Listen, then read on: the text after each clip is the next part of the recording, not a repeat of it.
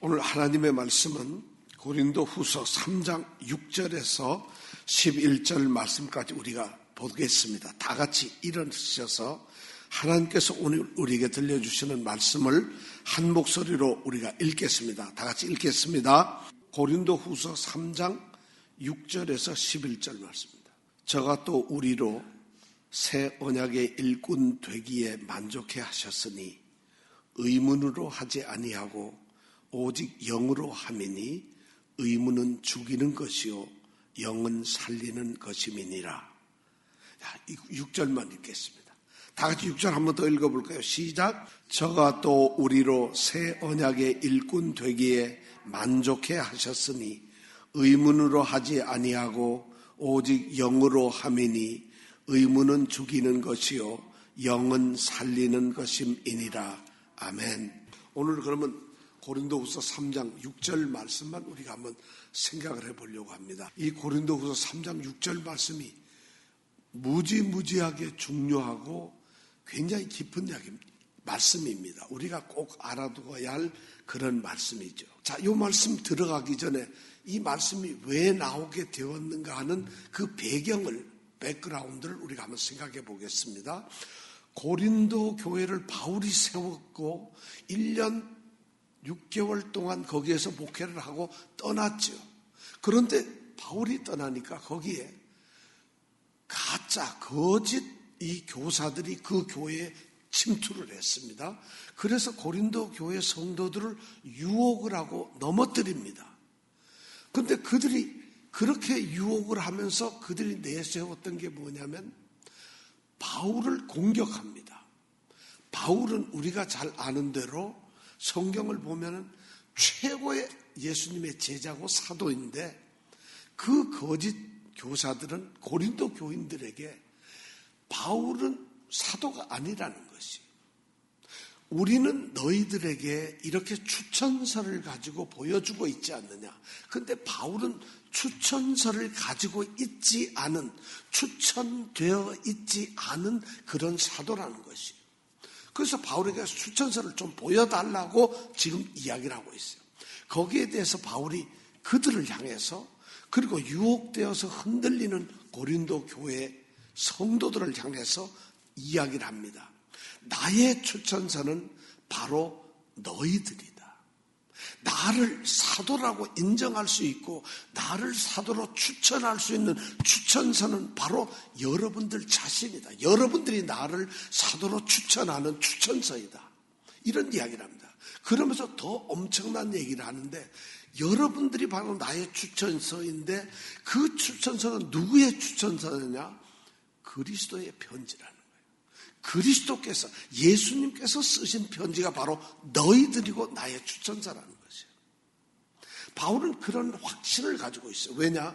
고린도 교회에서 자신이 얼마나 복음을 위해서, 하나님의 진리를 위해서, 구원의 말씀을 위해서 예수 그리스도와 그 다음에 예수 그리스도께서 십자가에 못 박히신 일을 얼마나 자기가 생명을 다해서 전했는가를 가지고 확신을 하고 있어요.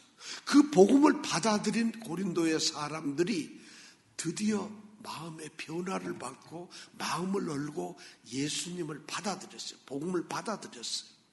그래서 그 사람들이 완전히 변화된 새로운 삶을 살게 됐다는 거예요. 그것이 바울로서는 확신을 갖고 내가 정말 사도로서 사역을 잘했구나, 잘 감당했구나 하는 확신을 갖게 되었다는 것이에요. 그런데 이 확신이 자기 스스로 우쭐해서, 아니면 스스로 자만해서 내가 대단하다고 생각하는 것이 아니라 하나님 앞에서 하나님이 나를 그렇게 만들어주셨다는 걸 고백을 했습니다. 거기까지가 바로 3장 1절에서 5절까지의 말씀이었어요. 오늘은 3장 6절 말씀입니다. 3절 6절 말씀을 우리가 한번 다시 한 목소리로 읽어보겠습니다. 다 같이 읽겠습니다. 저가 또 우리로 새 언약의 일꾼인 되기에 만족해 하셨으니 의문으로 하지 아니하고 오직 영으로 함이니 의문은 죽이는 것이요 영은 살리는 것임이니라. 여기서 바울이 던지는 첫 번째 말이 뭐냐면, 우리는 새 언약의 일꾼이라고 이야기를 하고 있어요. 자신이 누구냐? 자신의 정체성을 어떻게 소개를 하고 있느냐? 이제 그 거짓 교사들과 속아서 넘어간 고린도 교회 성도들을 향해서 내가 누구냐? 그리고 너희는 누구냐? 다름 아닌 새 언약의 일꾼이라는 것이에요. 여러분 이 단어를 잘 기억해 두세요. 새 언약의 일꾼. 새 언약의 일꾼. 여기에 보면 중요한 단어가 두 개가 나오죠. 새 언약 그리고 일꾼이란 말이에요. 일꾼인데 새 언약의 일꾼이고 새 언약이 있는데 그 새 언약의 일꾼이라고 하는 것이에요. 이 말은 바울이 왜 하고 있느냐면 모세가 우리가 잘 알고 있는 모세 선지자가 시내산에서 하나님의 율법을 받고 하나님의 선지자로 부르심을 받은 것처럼 바울 자신은 율법이 아니라 새 언약을 위해서 하나님께로부터 부름을 받은 선지자라는 것이에요. 그런데 놀라운 것은 모세는 율법을 위해서 선지자로 부르심을 받았지만은 자신은 새 언약을 위해서 선지자가 아니라 사도로 부르심을 받았다. 일꾼으로 부르심을 받았다고 이야기를 하고 있어요. 그러니까 여기서 우리가 딱 생각하는 아하, 모세는 그러면 선지자인데 자신은 사도라는 거예요. 모세는 선지자로서 하나님 말씀을 선포하는 자지만 자신은 새 언약을 위해서 봉사하고 일을 하고 섬기는 일꾼이라는 말이에요. 그럼 우리가 궁금한 게 있어요. 도대체 새 언약이 뭘까? 여러분 새 언약이 뭘까? 새 언약 쉽게 얘기하면 새로운 언약, 새로운 약속. 언약이라는 말은 하나님과 사람 간에 맺어진 약속을 우리는 언약이라고 합니다. 성경은 하나님과 사람이, 인간이 끊임없이 약속을 하는 이 언약으로 되어 있는 말씀이 바로 성경입니다. 그래서 구약은 옛 언약, 옛 약속이고 신약은 새로운 약속이란 말이에요. 그러니까 성경은 약속으로만 구성되어 있는데 바울은 누구냐? 이 새로운 언약, 신약의 사도로서 자기는 부르심을 받았다는 것이에요. 자, 그러면 이 새 언약이라는 단어가 성경에 쓰여 있는데 이 용어를 잘 생각해 보면 새 언약이라는 단어가 제일 처음으로 최초에 쓰여진 게 언제 쓰여졌느냐? 구약에서 쓰여져 있어요. 옛 약속에서 그 말이 쓰여져 있다는 것이 신약에 쓰여진 것이 아니라 처음 쓰여진 것은 구약에 그 단어가 사용되고 있다는 것이요. 그것도 딱 한 번. 어디에 쓰여 있을까? 예레미야서 31장 31절에 기록이 되어 있습니다. 예레미야서 31장 31절에 보면 이렇게 기록이 되어 있습니다. 제가 말씀을 읽겠습니다. 나 여호와가 말하노라. 보라, 날이 이르리니 내가 이스라엘 집과, 여기서 내라는 것은 하나님 여호와를 말하는 것이죠. 내가 이스라엘 집과 유다 집에 새 언약을 세우리라. 이스라엘 집과 유다 집에 여호와께서 새 언약을 세우리라 하고 말씀을 하셨어요. 31절에 그렇게 말씀을 하고 있어요. 그리고 예레미야서 31장 33절에 가면, 두 절 뒤에 가보면 33절에 가면 그럼 새 언약이 어떻다는 것인가를 설명을 하고 있어요. 자, 33절을 제가 또 읽겠습니다. 나 여호와가 말하노라. 그러나 그날 후에 내가 이스라엘 집에 세울 언약은 이렇게 이와 같다는 것이에요. 곧 내가 나의 법을, 여호와께서 말씀하십니다. 내가 나의 법을 그들의 속에 두며, 그들은 이스라엘 백성, 이스라엘 유다 백성들을 말하는 것이죠. 나의 법을 그들의 속에 두며 그 마음에 기록하여, 이스라엘 백성들의 마음에 기록하여 그 다음에 결론적으로 뭐냐면 나는 그들의 하나님이 되고 그들은 내 백성이 되리라. 이것이 바로 새 언약이에요. 하나님의 법을 그들의 속에, 그들의 마음에 두게 되었어요. 그렇게 함으로써 어떤 결과가 나왔느냐? 나는 그들의 하나님이 되고 그들은 내 백성이 된다는 것이요. 우리가 우리 마음속에 하나님의 법이 지금 놓여 있다면은, 하나님의 법이 우리 마음속에 쓰여져 있다면은 우리는 하나님의 백성이 되는 것이고, 하나님은 바로 나의 하나님이 된다는 말씀이에요. 이것이 바로 뭐냐면 새 언약. 새 언약은 한마디로 말하면 나의 법을 너희 마음에 쓰겠다는, 이제부터는 그렇게 해서 너희들이 내 백성이 된다는 말씀이에요.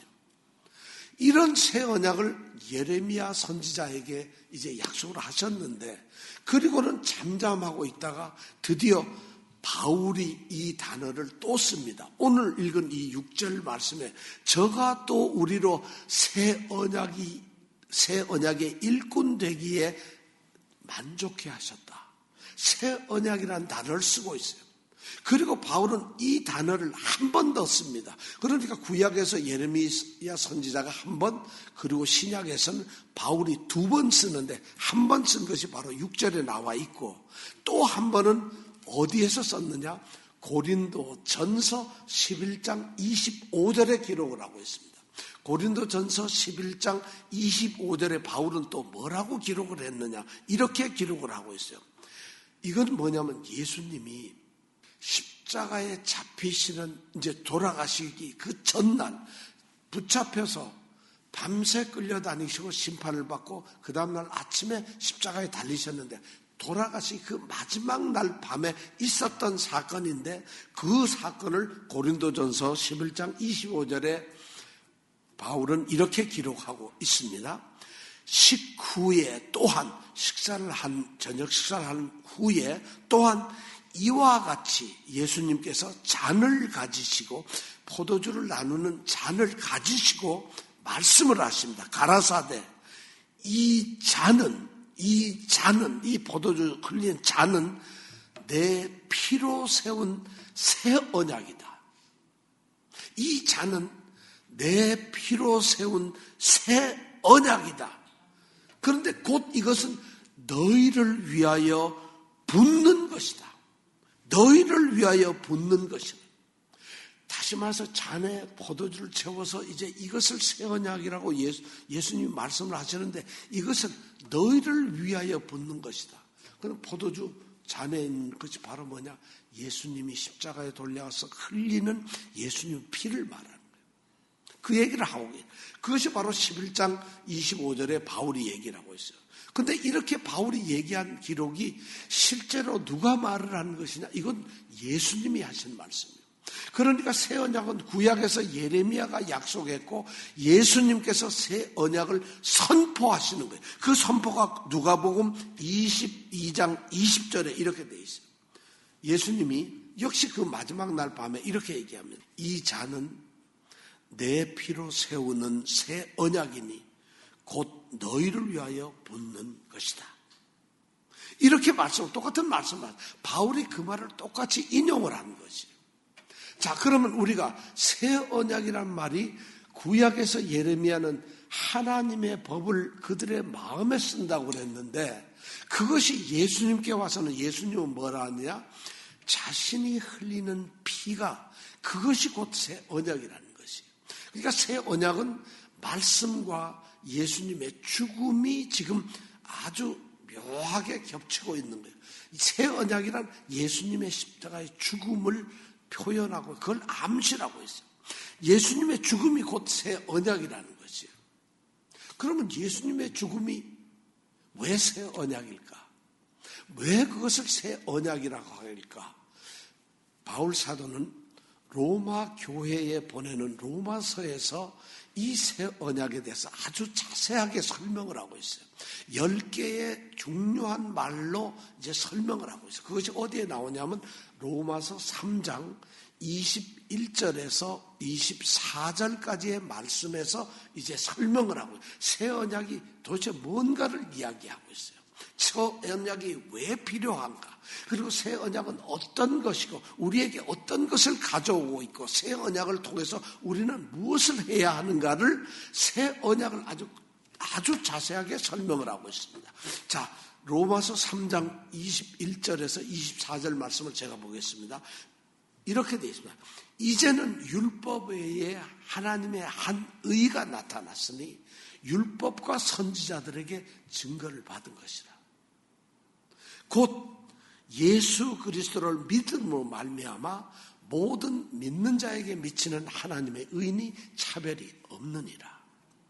모든 사람이 죄를 범하였음에 하나님의 영광에 이르지 못하더니 그 다음에 그리스도 예수 안에 있는 구속으로 말미암아 하나님의 은혜로 값없이 의롭다 하심을 얻은 자 되었느니라. 여기까지가 바로 이 새 언약에 대한 것을 설명하고 있는데 여기 중요한 말씀이 10가지가 나옵니다. 이 10가지를 우리가 기억하는 것이 바로 새 언약이 무엇인가를 아는 것이에요. 첫 번째가 뭐냐면 율법 외에 이제는 율법 외에 하나님의 한 의가 나타났다. 율법 외에 전에는 율법이라고 하는 옛 언약이 있었는데 이제는 이 율법 외에 옛 언약 외에 그것이 외에 하나님의 한 의가 나타났다. 율법 외에 하나님의 한 의가 나타났다. 이것이 바로 새 언약이라는 것이죠. 그 다음에 보면 뭐라고 되냐면 율법 외에 하나님의 한 의가 났다. 그 다음에 율법과 선지자들의 증거를 받았다는 것이죠. 그 다음에 두 번째는 뭐냐? 그럼 이 율법 외에 하나님의 한 의가 나타난 것이 어떤 것이냐? 예수 그리스도를 믿음으로 말미암아 생기는 의라는 것이요. 예수 그리스도를 믿음으로 말미암아 그 하나님의 한 의가 우리에게 나타나는 것이요. 그런데 그것은 어떤 사람에게 나타나느냐?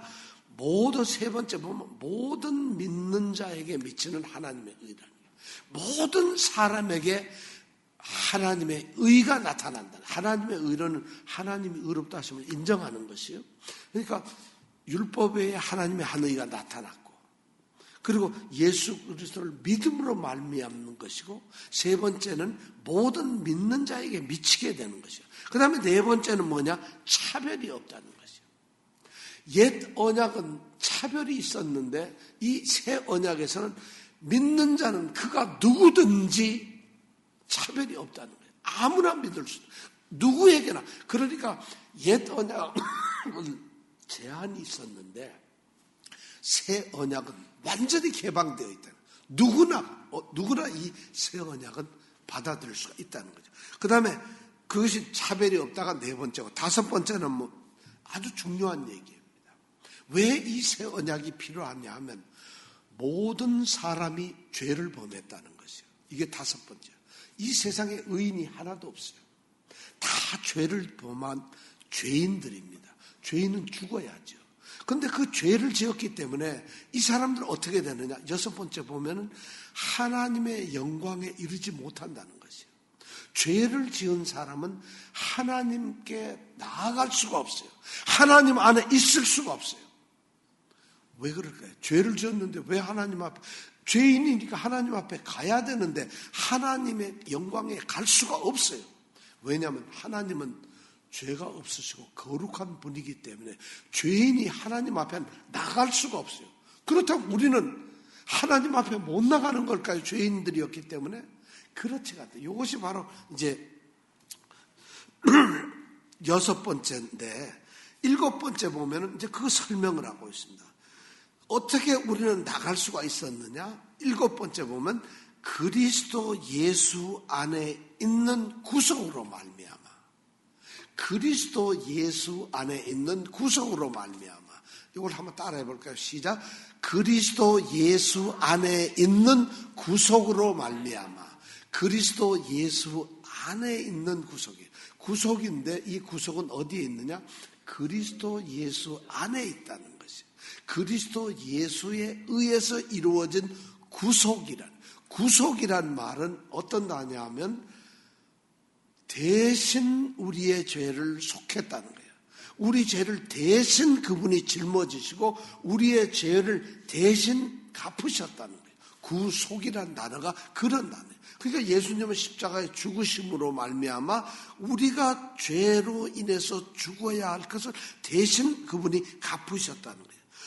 바로 그리스도 예수 안에 있는 구속으로 말미암아 이게 7번째예요. 그 다음에 뭐냐면 8번째가 하나님의 은혜로 예수님께서 우리를 대신해서 죽으시고 구속을 함으로 말미암아 하나님께서 그 예수님의 죽으심을 보고 우리에게 은혜를 베푸셔서 우리가 새 언약에 들어가게 됐다. 하나님의 은혜로 그 다음 단어가 중요한 것이 또 뭐냐? 값없이 우리가 구원을 받고 구속을 받는 것은 값이 없다. 이게 9번째 값없이. 그리고 10번째 마지막이 의롭다 하심을 얻은 자가 되었다는 것이. 이 모든 과정을 거쳐서 마지막 새 언약의 결론이 뭐냐면 우리가 하나님 보시기에 죄인이었고 멸망받고 죽을 수밖에 없는 존재인데 하나님께서 우리를 어떻게 하셨다? 의롭다 여기셨다. 우리를 의롭게 받아들이셨다. 비로소 의롭다는 것은 하나님의 눈에 보시기에 저들은 내가 인정할 만하다 하고 하나님이 인정을 해서 우리가 비로소 죄를 지어서 하나님의 영광에 이르지 못했는데 하나님께서 우리를 의롭다고 인정하셨기 때문에 하나님을 만나게 되었다. 하나님께 나아갈 수 있게 되었다. 이것을 우리는 구원이라고 합니다. 새 언약은 바로 이 구원의 역사인데 이것이 바로 바울은 이러한 새 언약을 담당하는 일꾼으로 자신이 부름을 받았다는 것이에요. 자, 두 번째는 우리가 알고 싶은 것이 뭐냐? 굉장히 중요한 단어가 나옵니다. 6절에 보면은 6절 말씀을 다시 여러분들이 잠깐 보시면 이렇습니다. 저가 또 우리로 새 언약의 일꾼 되기에 만족해 하셨다는 거예요. 그리고 그 다음에 나온다는 어떻게 새 언약의 일꾼을 되게 하셨느냐? 보니까 의문으로 하지 아니하고 오직 영으로 하셨다는 거예요. 의문으로 하지 아니하고 영으로 했다는 거죠. 여기서 중요한 단어 의문, 영. 의문이라는 것은 뭘 궁금하게 한다, 궁금하다는 이런 의문이 아니라 의문이란 글자를 말하는 거예요. 글로 쓰셨던 글자를 말하는 거예요. 이 글자로 쓴 의문이라는 것이 뭐냐? 바로 옛 언약이고 그 옛 언약은 다른 말로 하면 율법이라는 얘기예요. 그러니까 우리가 이 새 언약의 일꾼이 된 것은 그 율법을 위해서 우리가 언약이 된 것이 아니고 그럼 뭐냐? 영으로 된 것이다.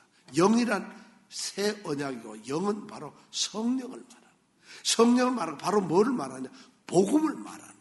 율법과 복음을 말하는 건데 우리는 새 언약의 일꾼된 바울은 또 새 언약으로 통해서 구원을 받은 우리는 율법에 의해서 된 것이 아니라 복음을 믿음으로 말미암아 우리는 새로운 일꾼이 되었다는 것을 말합니다. 자, 요 율법과 복음 요 두 가지를 한번 우리가 잘 비교를 해보고 싶어요. 율법의 대상과 복음의 대상이 다릅니다. 율법의 대상은 누굴까요? 율법은 누구에게 주어진 걸까요? 이스라엘 백성에게만 주어진 거예요. 혈통적으로, 민족적으로 이스라엘 백성들에게만 주어졌던 것이 율법이었어요. 그래서 이 율법을 주면서 하나님은 이스라엘 백성들에게 율법을 주시면서 너희는 내 백성이 된다고 이렇게 말씀을 하셨어요. 이것이 대상이 그런 거예요. 그런데 신약에 있는 이 새 언약은 복음은 대상이 누구냐? 유대인이 아니라 믿음으로 하나님의 백성이 된 모든 믿는 자를 말하고 그러니까 대상이 차별 없이 넓어진 거예요. 율법은 유대인을 향한 민족적인 그러한 것을 하나님이 주셨고 새 언약으로서의 이 복음은 믿음으로 하나님의 자녀가 되는 모든 사람들에게 바로 이것을 주셨다는 거예요. 이것이 바로 이 언약의 대상이 다르다는 거예요. 두 번째, 언약의 특성이 또 달라요. 옛 언약인 이 의문은 뭐냐면 문자적으로 형식적으로 쓰여져 눈으로 볼 수 있는 가시적인 글로 쓰여져 있는 것이 바로 이 옛 언약인데, 새로운 언약은 뭐냐면 영적이에요. 그리고 우리 마음에 쓰여져 있는 내적인 그런 영이라는 말이에요. 그러니까 볼 수가 없어요. 그러니까 새로운 언약, 우리는 바로 율법의 그 글자에 의해서 우리는 영을 구원을 받거나 어렵게 되는 것이 아니고 영역, 성령의 역사를 통해서, 복음을 통해서 우리는 언약의 대상이 되었다는 것이고 언약을 본다는 것이죠. 그 다음에 이 새 언약의 방법, 이 언약의 옛 언약의 새 언약의 이 가지 방법이 또 달라요. 옛 언약은 어떻게 하냐면 하나님께 제사를 드리는 그 제사를 통해서 우리 옛 언약의 유대인들은 그들이 그 언약을 지켰어요. 그러니까 율법으로 말하는 이 언약은 하나님께 끊임없이 제사를 드려가지고 자신의 죄를 용서받고 하나님께 자신들이 예물을 드리고 하나님께 예배를 드림으로 말미암아 제사를 통해서 그들이 다시 새롭게 되고 하는 이런 과정을 거쳤어요. 그리고 그뿐만 아니라 율법이라는 건 뭐냐면 이 방법은 그 율법이 하나님이 주신 그 율법을 끊임없이 몸으로 행동을 해야 돼요. 지켜야 돼요. 행동을 해야 돼요. 그러니까 율법의 이 옛 언약의 방법은 뭐냐? 제사와 율법을 지키는 행동이라는 거예요. 행함이라는 거죠. 그런데 새 언약은 그렇지 않아요. 새 언약의 방법은 뭐냐면 하나님께 드리는 예배가 아니라 예수님께서 자신을 희생제물로 죽으셨다는 거지. 그러니까 우리가 제사를 드릴 필요 없어요. 이미 예수님께서 한 번 자신이 하나님께 제사를 드림으로 말미암아 모든 제사가 끝나버린 거예요. 우리 대신에서. 그리고 우리는 그런 행위를 갖는 것이 아니라 예수 그리스도를 믿음으로 된다는 거죠. 이것이 율법과 옛 언약과 우리가 말하는 복음, 새 언약의 아주 확실한 차이라는 것이에요.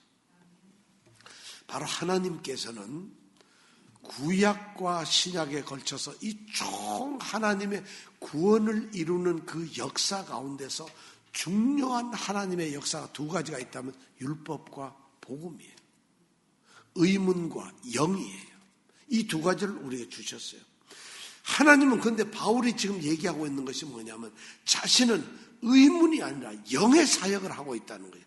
이 말은 뭐냐면 바울은 율법 조문을 섬기는 자로서 자신을 부른 것이 아니라 성령의 일꾼이 되기에 감당할 수 있도록 만족해 하셨다는 것이에요.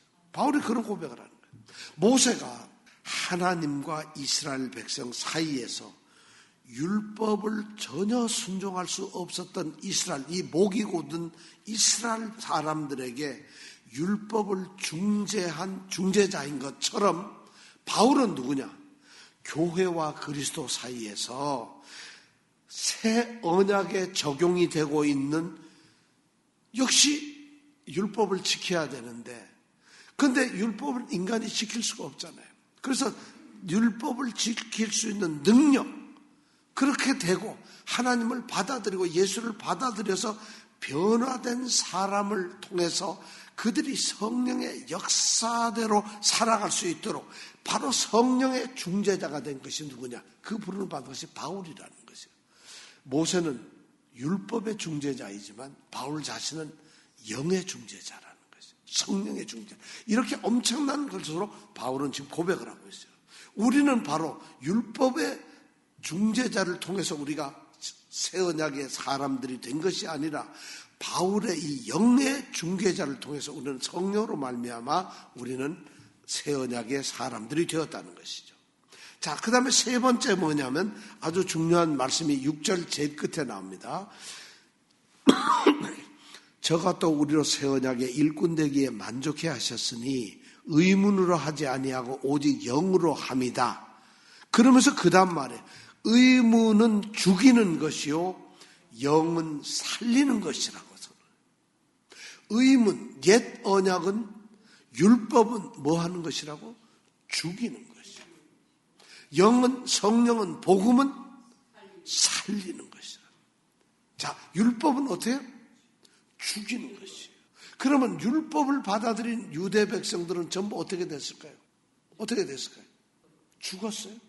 그럼 바울도, 그러면 저기 누구야? 다윗 왕도 죽었어. 모세도 죽었어. 다 유대인이니까. 그러니까 이 말을 우리가 잘 들어요.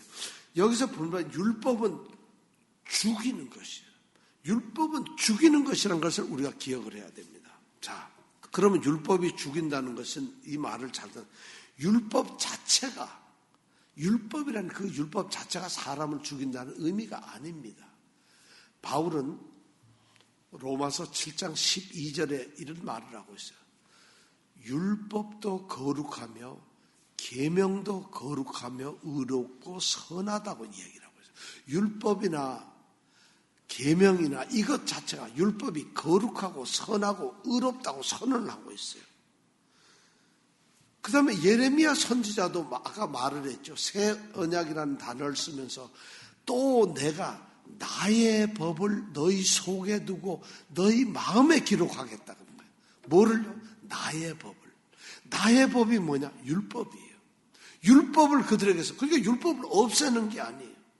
오히려 마음속에 기록된 것은 바로 율법이라는 것이죠. 그래서 결국 새 언약의 목적이 뭐냐면 율법을 완성시키는 것이에요. 율법을 완성시키는 것이에요.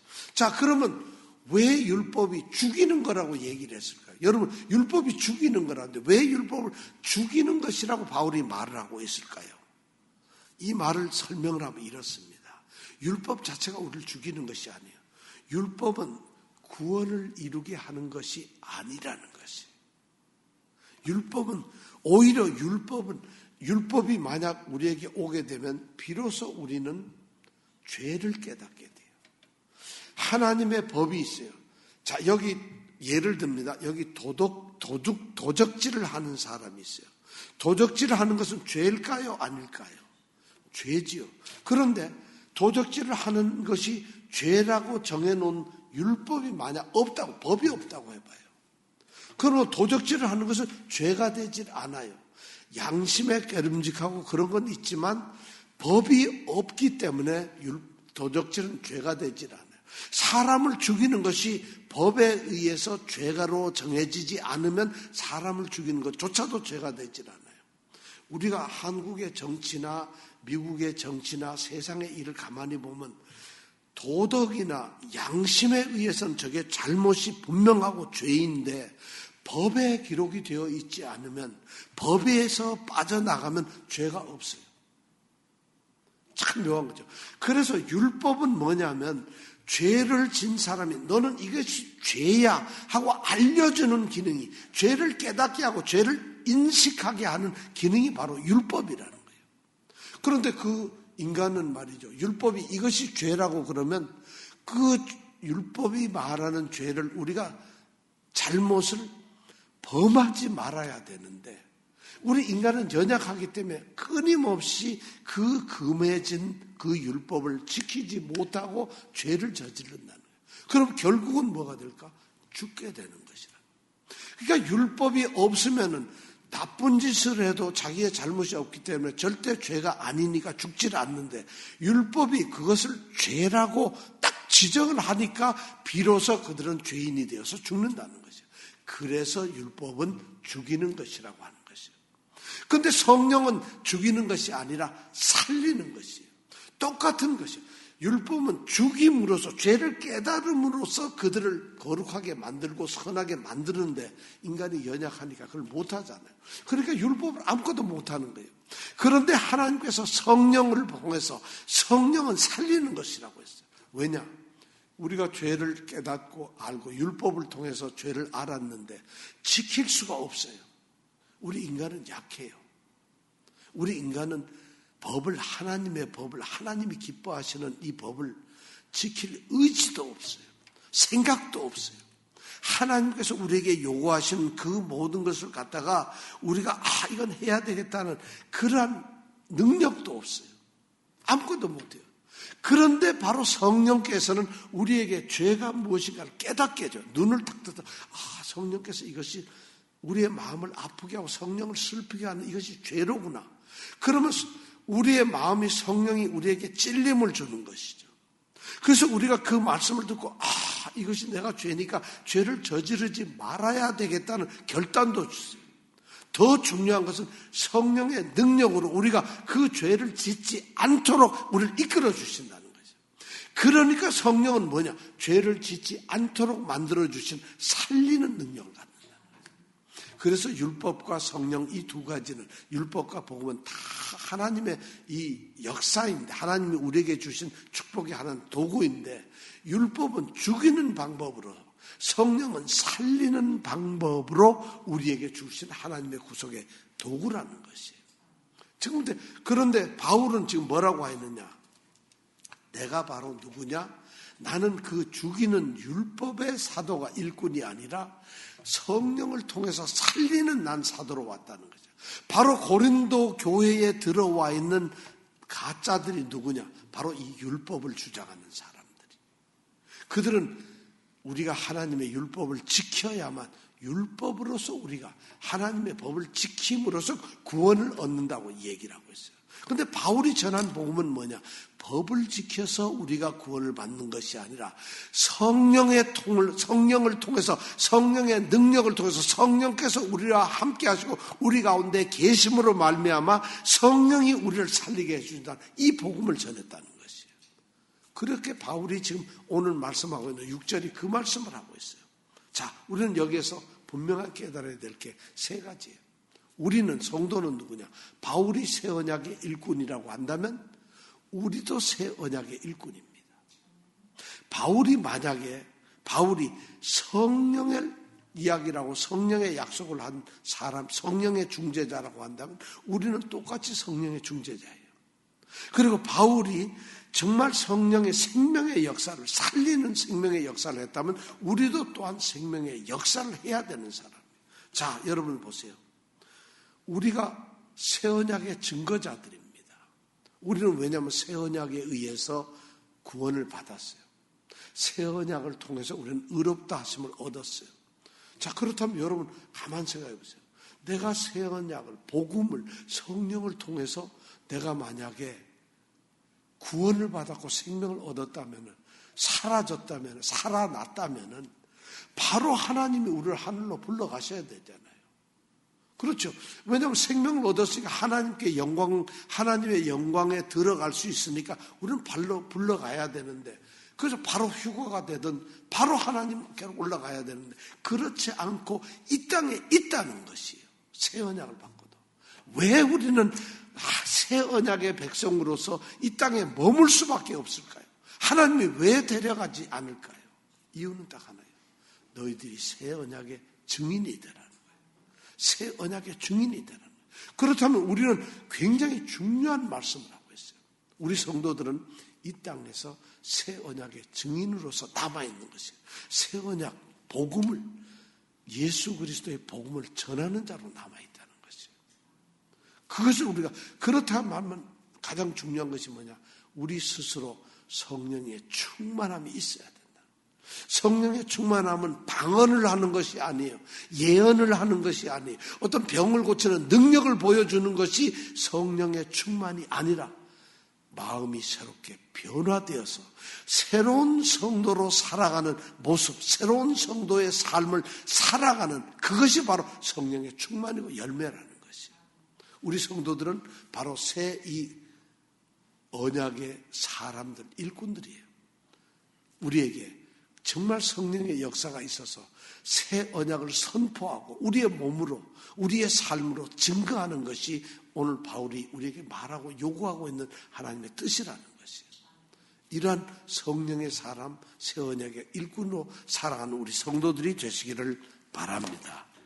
자, 기도하겠습니다. 오늘 말씀을 통해서 우리는 그냥 예수를 믿는 자들이 아니라 새 언약 안에서 예수 그리스도의 십자가의 죽음을 통해서 우리를 대신 죽으신 그분의 죽음을 통해서 우리가 생명을 얻게 되었다는 이 새 언약의 약속에 따라서 우리가 구원을 얻은 자가 되었다는 것을 깨달았습니다.